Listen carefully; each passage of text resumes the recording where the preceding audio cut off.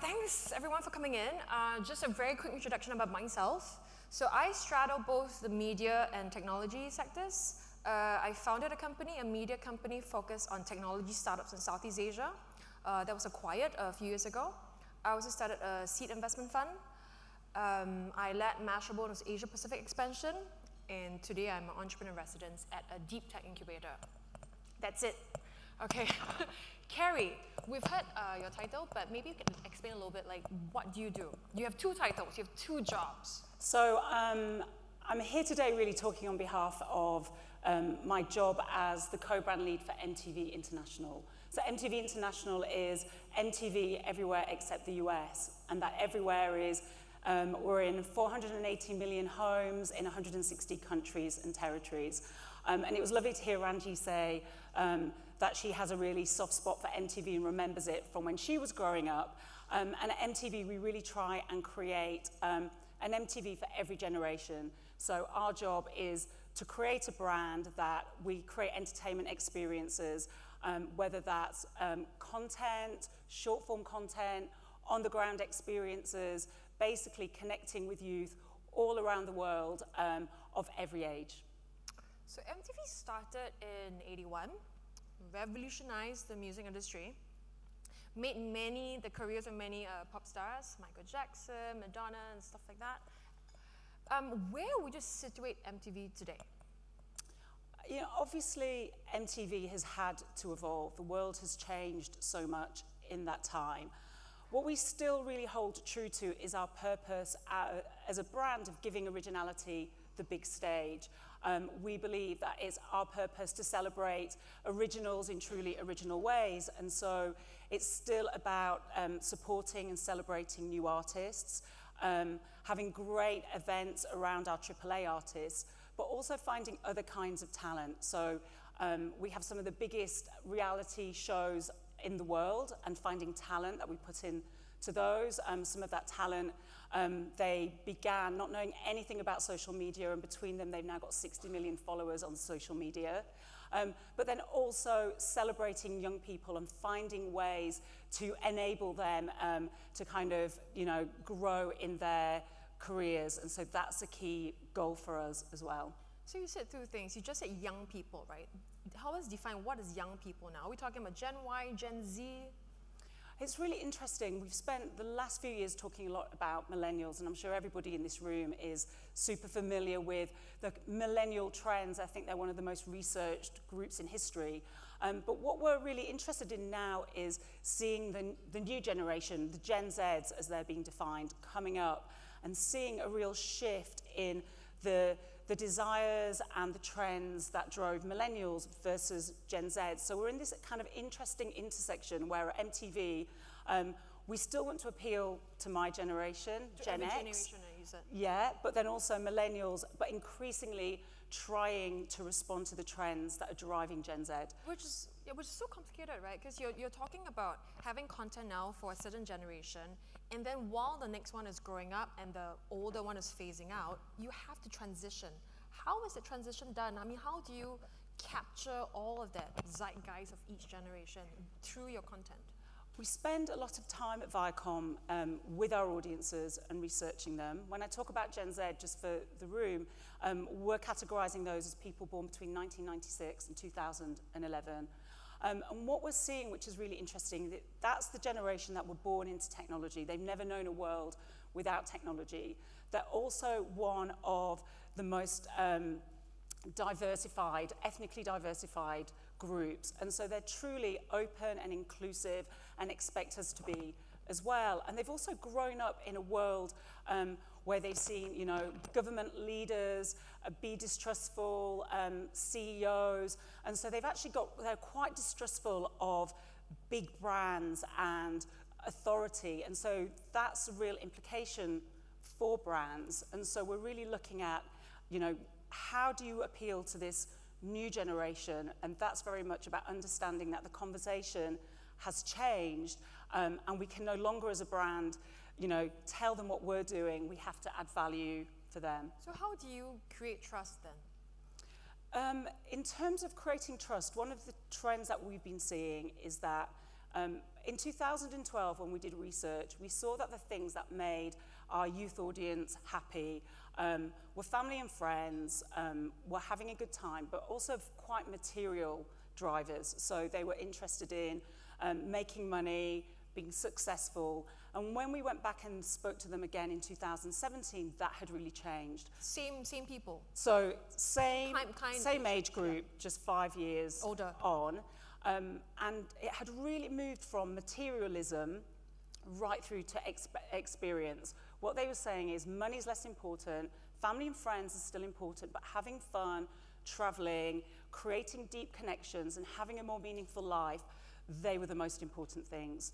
So what we've taken away from that is to understand that as a brand, if these are the things that make this new generation happy, as a brand, it's our responsibility to find ways to deliver on their happiness. Okay, so what I hear is that, okay, this is what your audience wants, you cater for that, right? But at the same time, what catalyzed that change? Because my question is more like, okay, so basically, is the brand leading a narrative of youth culture? Or how much of it is dictated by youth culture? But it's a cycle, right? Because they watch media, then they have youth culture from that media, and then it cycles. Yeah, I would say that today it's about your audience driving the narrative. And so it's about brands understanding what those drivers are and thinking about, with everything that we do, that we add a value to their lives. So for example, unlike the millennials, we know that this is a generation who are incredibly hardworking.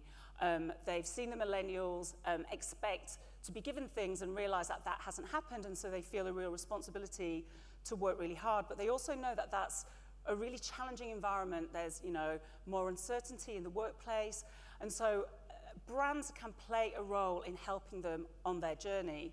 So for example, at MTV India, we did a partnership with LinkedIn where we helped 12 interns find jobs.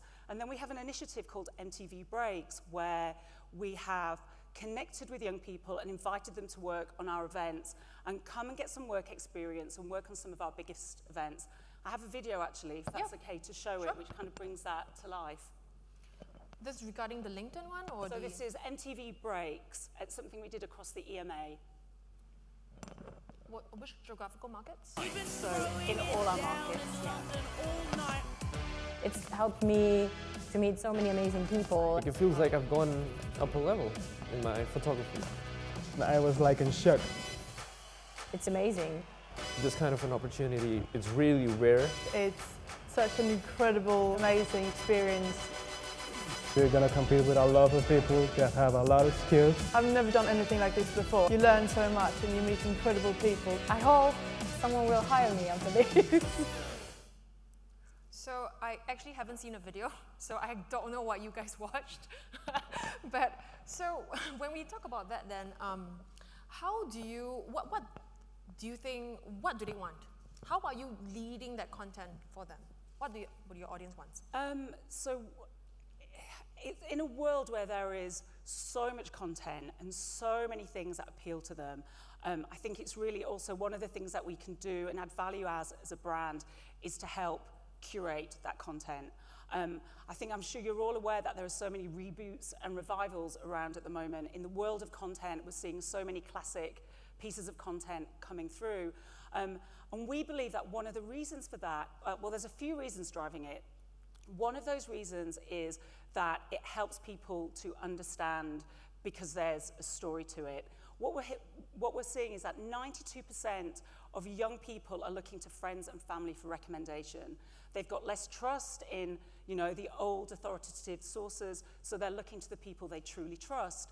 And so if you have a member of your family or your mum saying that they remember a show from the past, that gives you an endorsement. Really? You wouldn't think that your mom is like old-fashioned? No, they trust their mums and dads above everybody. I think that's different from me. I'm Gen Y. Every new generation. In addition, there's so much anxiety today that young people are nostalgic for a time they didn't even live in. So there's a real look to the past for what they perceive to be a safer time. And so we have... Safe time? Yeah, so there's a real kind of passion for classic shows, but then also if they're it's an old show. It comes with a heritage, and it's easy for people to make sense of it. I have a video actually that I'd love to show. This is a bit of an All That Matters exclusive, but we've just announced that we're bringing back Yo MTV Raps. So I don't know that anybody remembers that in the audience, but it was a classic MTV show in the 90s. It was a hip-hop show, and we have brought that back. We're going to have it in Africa, the UK, Southeast Asia, and Australia.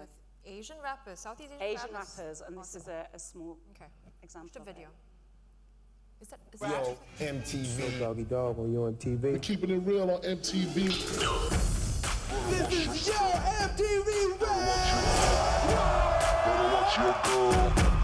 Tonight is all about hip-hop. We always got something hard and new to talk about in hip-hop. Hell no. Give you the 5 weirdest samples, and you're gonna have to record us live. We back. Is y'all ready for the cypher? Always in the move, win never lose. MTV, so we triple up the views. Are y'all ready? It's gonna be crazy. This is Yo MTV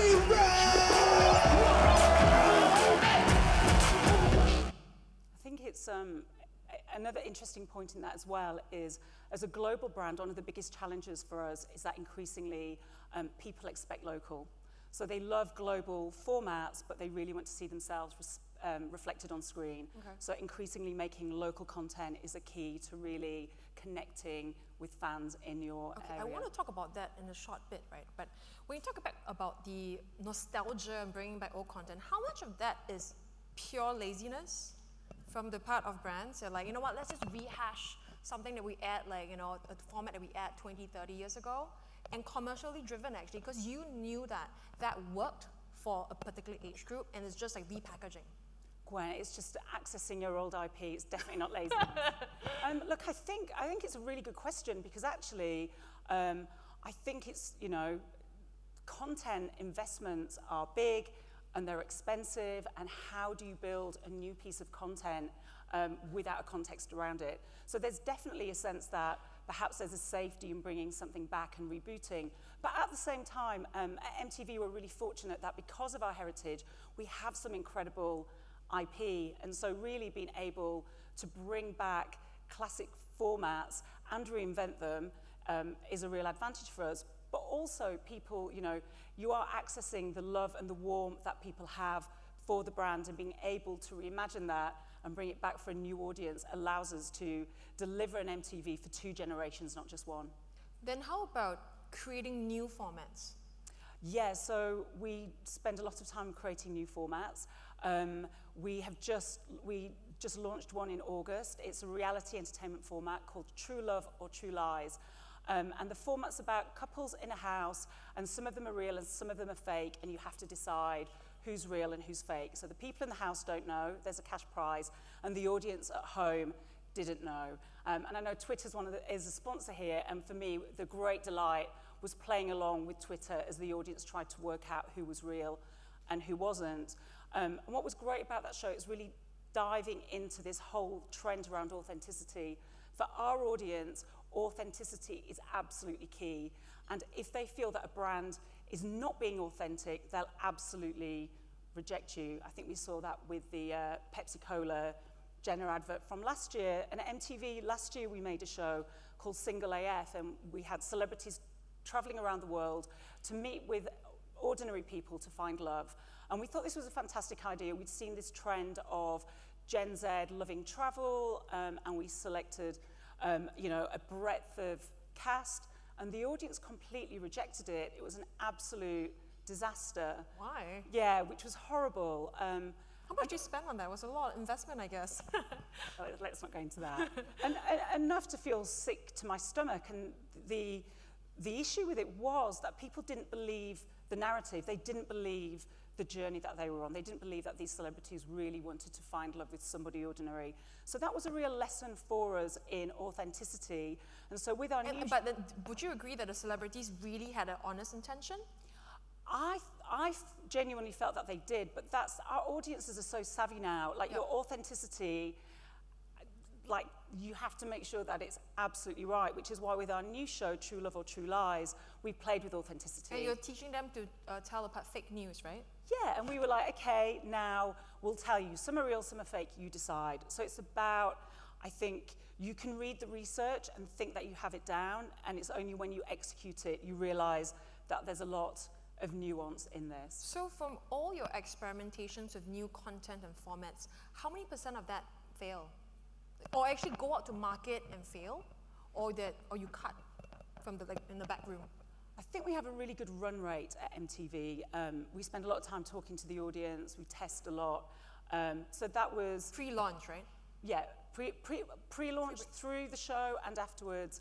And so, you know, we have, you know, maybe 1 out of 5. But I think on average they say that, you know, 9 shows out of 10 often fail. So we've been really lucky with having some, you know, some of the biggest global formats around. So I want to go back to the geographical kind of topic, right? You mentioned that audience these days, they want more local. When you say local, you're talking about local faces, local kinds of storylines, contents. What kind of local do you mean?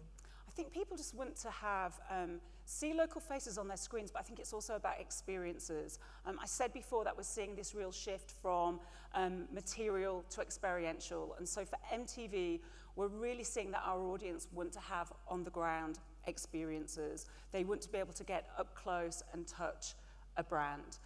So last... See, isn't that done also with money? Just now I was at a panel in the other room, and a bunch of like Gen Zs, I'm talking about it. One guy, one of the questions was, I think some of you might have been there, if you're given $500, what will you do with it? One 19-year-old or something, he was like, he will go to MBS and spend it on steak at Wolfgang Park. And I was like, that's experiential, but that requires a lot of money as well. Well, that's so interesting, because what we're seeing is that this is a really frugal generation. So they don't really want to spend very much money. Life's more expensive. But at the same time, they believe that they deserve to live a first-class life. They believe in YOLO, you only live once. And so what brands can do to help is to deliver accessible luxury. So what we're seeing is, for example, you know, Rihanna had made an album that people had waited 3 years for, and then she downloaded it for free.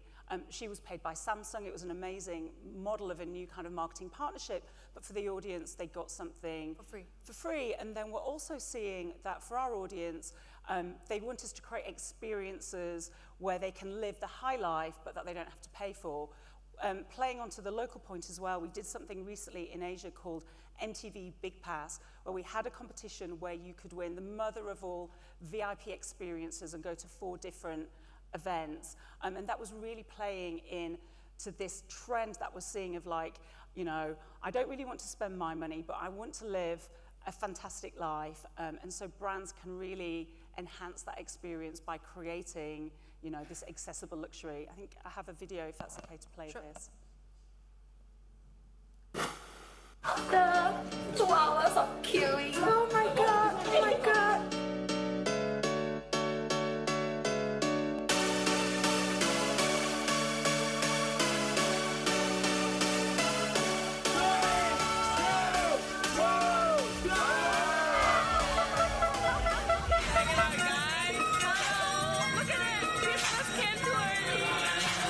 Yay! Let's go to the party!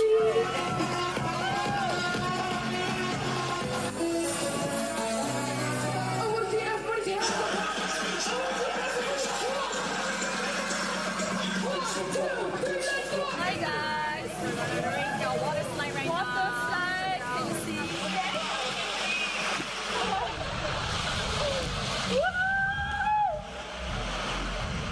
Oh my god! I can watch the video now, by the way. It's in front. So on the content kind of transferring across geographies, what kinds of content do you see? Like, because when you said local, it seems very like, okay, is it geographical, like continent basis, or is it country by country basis? And how much of that translates over? For example, in China, live streaming where, you know, you have influencers just like staring at a camera, just eating or playing music, you know, super popular. Have you seen that translated like outside? We see some things translate really well, other things less so. So when we do our big music events, they connect in every market. And so we just recently had the VMAs, the Video Music Awards, and we live streamed that, and our partner with that was Tencent. Then we have our big reality formats, and the ideas really connect, but what we find is that we make local versions. So we make, you know, Jersey Shore is a big US format, and we make Geordie Shore. It's a reality show, right? Reality show, 8 people living in a house. We make Geordie Shore, Acapulco Shore, Gandia Shore, Super Shore. We make shores all over the world because the idea connects everywhere, but they want to see local faces. So it kind of depends what the show is. One of the things we try to do is have a big idea at the center as a global brand, but something that we can then execute in every market. And one of the trends, and I think it was interesting, if anybody heard the CEO of PUBG speak on Monday, who I thought was incredible, but he talked about how he doesn't finish a game anymore. So he just, you kind of hand over the game and then his community. This is a MMORPG kind of thing?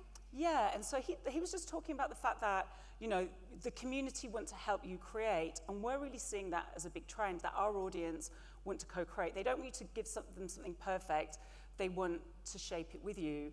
So the way we're addressing the global local challenge is in a way through co-creation. So we did an initiative called Cover of the Month, where we invited, we spoke to some of our favorite artists, and we asked the artist to give us a track, and we invited young people in every one of our markets to cover one of those tracks.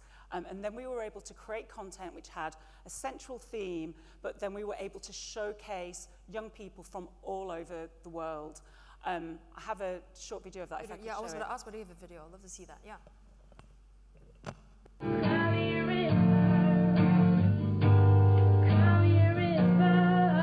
Every great artist started playing someone else's song.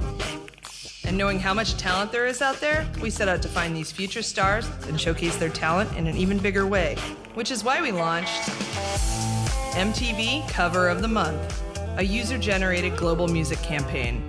We partnered with today's top stars and invited our audience to cover one of their songs per month. Our website flooded with amazing covers from all over the world. One song, thousands of versions. I took a pill in Ibiza to show Avicii I was cool. And when I finally got sober, felt 10 years older, but it was something to do. We took the best submissions and showcased them on our global platforms. The artists themselves helped us pick the covers they liked best and crowned them the Cover of the Month. What I love about his cover is that he made it his own. Every month we profiled a story on a winner. It's always been my dream for everyone to hear my art. I just kept uploading videos and people started watching. Our video got over like 31 million claps. And heard from the artists too. I love hearing people cover my music. It feels so surreal to see people cover my songs. Then it was time to crown the Cover of the Year. The winner got their own music video, giving them opportunities to showcase their original track on the big stage. The Cover of the Month brought in over 1,200 versions of our favorite songs, broadcasted over 10,000 times around the world, over 32 million views, and over 160 million interactions. We generated loads of content and found some really surprising new artists. Swalla-la-la. This reinforces our mission to give this generation's originality the big stage.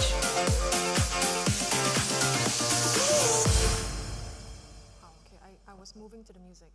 How do you look at platforms now in general? There's so many platforms that people are on, right? So you have your own site, but yet people are also watching stuff on YouTube, Netflix, listening to music through Spotify. How do you see the entire ecosystem of digital? We're embracing all platforms. We understand that the days where your audience would run home at 4 o'clock and sit in front of the TV and watch MTV have gone.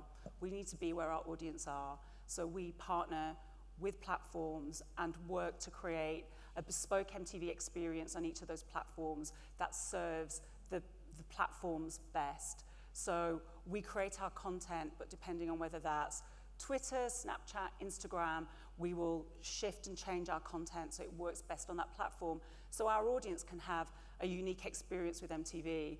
Are you doing anything for Asia platforms?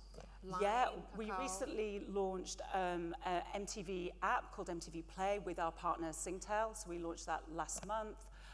We launched MTV Snapchat in France this year, which brought 800,000 new people to the MTV brand every day. So for us, it's a really fantastic way to be able to connect with a new generation. And we accept the fact that not everybody's watching as much linear television as they may have done in some markets, and that's fine. So it's MTV because our purpose is to create an MTV for every new generation, is to create an MTV on each platform so people can have an amazing experience around our brand, whether it's on the ground or on a screen. So when we take that forward a little bit, right? I mean, where do you see AR, VR, and even voice platforms? They're very much on our radar. We've already worked in all of those spaces. Around our awards, we often create AR and VR technology. We don't just do it for the sake of doing it. We know that our audience really love to have a personalized experience. They want to go to an event, but they want to make it their own. So with AR, we allow our audience to create stickers and overlays of the event so that they can create something really bespoke for their social platforms. With VR, we allow people to take a different view of the screen.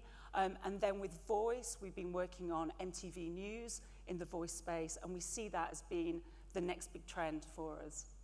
So I want to shift a little bit to kind of a social cause. When we look at social media these days, there's a lot of like hashtags going around, boycotting this, boycotting that, or say the Me Too or whatever. There's a lot of causes out there, right? And so for a brand like MTV, or across the other brands as well, is there a moral imperative to do good, or to distribute good causes? Absolutely. And again, I'm sure for the marketeers in the room, you're really aware of the fact that this is a generation, both millennial and Gen Z, who expect brands to champion their causes and to stand for something. And so MTV has been a core part of our heritage. One of the things we've done most recently, again, this is where we really play into the local, is there are different things that different markets are passionate about. And in Brazil, they're very passionate about plastics in the ocean. And so the team there just recently worked on a project which was about how can we take the plastics out and repurpose them. At MTV, we always have an ambition to do things in an only MTV way. So we created quite a provocative campaign. Please don't be offended, but I'd love to share it with you because I think it really sums up the MTV spirit. Yeah, I have a video for this.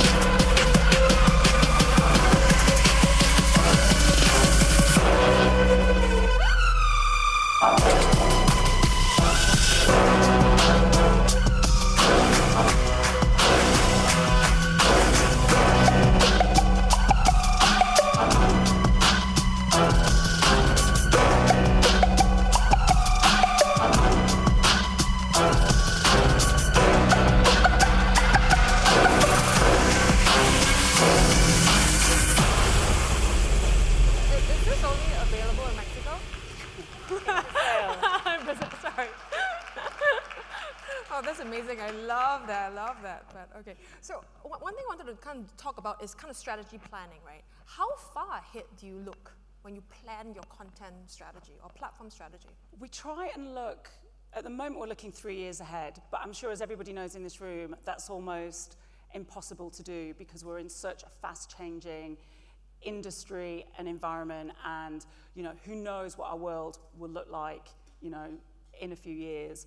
I think one of the biggest trends, which is really we see here, is the trend into gaming, and that becoming such a big viewing experience. And so this year we realized so much of our audience and the next generation are gaming, and so MTV, we've partnered in the gaming space, and we did an amazing event last month in Singapore called MTV Hyperplay with our partners at Riot Games and with our partners in the Singapore government, and that was an incredible experience for us to kind of partner there. So I think for us it's plan ahead, but always be ready to pivot, evolve, and move. I think you have to be agile. I think for any brand to succeed, we have to be agile today.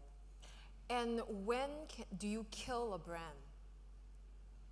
Like internally, when you decide, when you tried so much, and then like when do you decide when to change, or when you decide that something has failed, and then you know what, let's move on, let's kill it, and let's start something else?